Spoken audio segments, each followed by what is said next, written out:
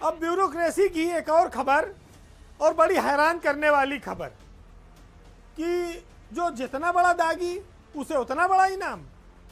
यानी जो चाल चरित और चिंतन वाली बात थी वो अमल में नहीं लाई जाएगी, वो खाली जनता को बरगलाने के लिए है। यूपी में आईएएस अफसरों के जो ताजा तबादले हुए हैं उसको देखकर लोग काफी हैरान हैं। ऐसे अधिकारी को राजधानी में एक बड़ी कुर्सी दी गई है जिस पर महिला उत्पीड़न के आरोप हैं। बात 2018 बैच के आईएएस अफसर संदीप भांगिया की हो रही है। संदीप भांगिया नोएडा में जीएसटी के अपर आयुक्त थे, जहां उन पर महिला उत्पीड़न के आरोप लगे हैं।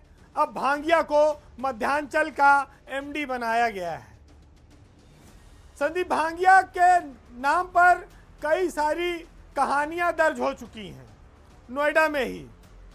पहले महिलाओं के उत्पीड़न की, फिर अफसरों के साथ बदतमीजी करने की, मीटिंग में उनको उल्टा सीधा बोलने की, रात में वीडियो कॉल करने की, और बदतमीजी से परेशान अफसर को हार्ट अटैक आने की।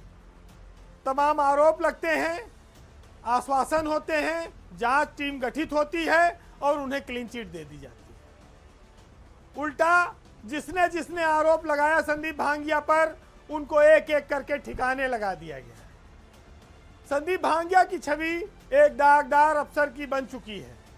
लेकिन हैरत की बात यह है कि भ्रष्टाचार के खिलाफ जीरो टॉलरेंस की बात करने वाले लोग सरकार को गुमराह करके कैसे पोस्टिंग पा जाते हैं। क्या ऐसा लगता है कि आर्थिक भ्रष्टाचार पर ही कार्रवाई होगी, चारित्रिक भ्रष्टाचार की छूट है, या भांगिया का कोई ऐसा जुगाड़ है नियुक्ति में या ब्यूरोक्रेसी में, पंचम तल में, कि वो जहां चाहते हैं वैसी जांच क्लीन चिट ले लेते हैं और पोस्टिंग पा जाते हैं। ऐसे अफसरों को सजा के बजाय इनाम क्यों दिया जा रहा है? मध्यांचल विद्युत वितरण निगम 19 जिलों तक में फैला है। इस निगम में अभी तक जो एमडी आते रहे हैं वो अधिकतर कई जिलों में डीएम रहकर अनुभव प्राप्त करके आते हैं। भांगिया किसी जिले में डीएम नहीं रह पाए हैं। ऐसे अनुभवहीन लोगों को मध्यांचल के एमडी की कमान कौन सौंप रहा है? उत्तर प्रदेश में बिजली एक बहुत बड़ा मुद्दा है और इसको लेकर हाहाकार मचता है, बवाल मचता है, और ऐसे अफसर अनुभवहीन जो जिलों की भी कमान न संभाले हो वो एमडी बनाए जा रहे हैं। इस पर सवाल खड़ा होता है। सवाल ये भी आता है कि संदीप भांगिया इसी लखनऊ के रहने वाले हैं, उनके ऊपर रंगीन मिजाजी के आरोप हैं, उसके बावजूद उनको इन्हीं लखनऊ में पोस्टिंग दी जा रही है। उनके कारनामे इतने चर्चित हैं, उनको एक कलंक कथा के तौर पर बताया जा सकता है, लेकिन वो मध्यांचल में आकर वो नहीं करेंगे इसकी क्या गारंटी है? उनके कार्यालय की महिला अफसरों ने उनके खिलाफ शिकायत की थी। जांच में मामला रफा दफा हो गया, वो अलग बात है। विभागीय अफसर के साथ, वेद प्रकाश सिंह के साथ दुर्व्यवहार हुआ था, उनको वहीं हार्ट अटैक आ गया था। वो डिप्टी कमिश्नर थे, वो अस्पताल में भर्ती हुए थे।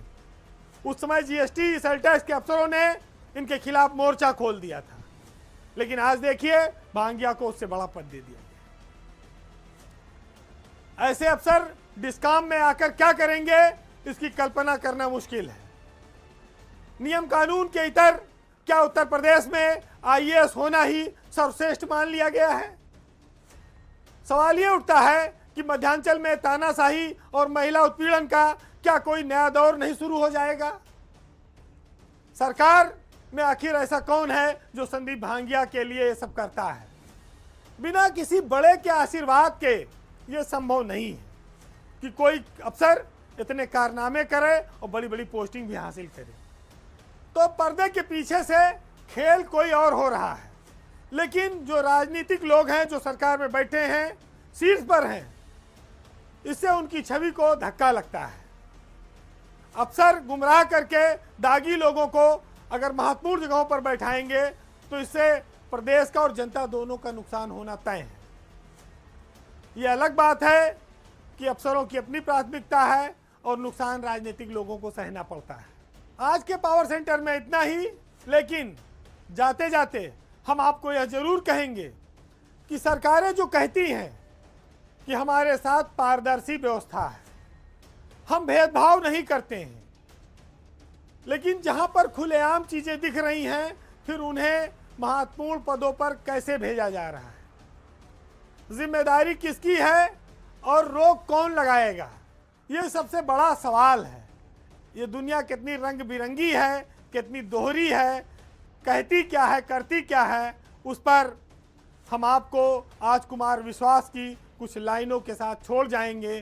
तो सुनिएगा, इतनी रंग बिरंगी दुनिया दो आंखों में कैसे आए, हमसे पूछो इतने अनुभव एक कंठ से कैसे गाएं, ऐसे उजले लोग मिले जो अंदर से बेहद काले थे, ऐसे चतुर मिले जो सहज सरल भोले भाले थे, जिनको पतवारें सौंपी थी वे भंवरों के सूदखोर थे, जिनको भंवर समझ डरता था आखिर वो ही किनारे निकले, वो मंजिल तक क्या पहुँचे जिनको रास्ता खुद भटकाए, हमसे पूछो इतने अनुभव एक कंठ से कैसे गाए।